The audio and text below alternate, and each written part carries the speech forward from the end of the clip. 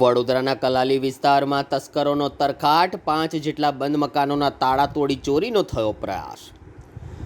વડોદરા શહેરના કલાલી રોડ વિસ્તારમાં આવેલા વિસેન્જા મેરીગોલ્ડ સોસાયટીમાં તસ્કરો ત્રાટકતા 5 જેટલા બંધ મકાનોના તાળા તોડી ચોરીનો પ્રયાસ કરવામાં આવ્યો હોવાની ઘટના આજે સામે આવી છે।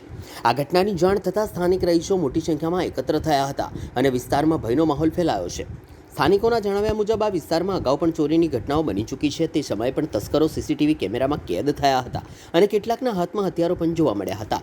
છતાં અત્યાર સુધી આરોપીઓ પોલીસ પકડથી દૂર હોવાનું રહીશોએ આક્ષેપ કર્યો છે। વિસ્તારમાં નિયમિત પોલીસ પેટ્રોલિંગ થતું નથી, જેના કારણે તસ્કરો બેફામ બની રહ્યા છે। સતત બનતી આવી ચોરીની ઘટનાઓને કારણે લોકોમાં અસુરક્ષાની લાગણી વધી રહી છે। આ ઘટનાની જાણ થતાં સ્થાનિક પોલીસ સ્થળ પર પહોંચી હતી અને તપાસ હાથ ધરી હતી। પોલીસે સોસાયટી તેમજ આસપાસના સીસીટીવી ફૂટેજના આધારે તસ્કરો સુધી પહોંચવાના પ્રયાસો શરૂ કર્યા છે। વિસેન્જા મેરીગોલ્ડ કલાલી રોડ અને આજે રાત્રે અમારા સોસાયટીમાં 4 ઘરના તારા તૂટ્યા છે। 2, 3, 69, 22 નંબરના અને બધું વેરવિખેર કરી નાખ્યું છે અને એટલે ખબર નહીં કેટલું નુકસાન છે તે, કારણ કે એ લોકો નથી બહાર ગયેલા છે।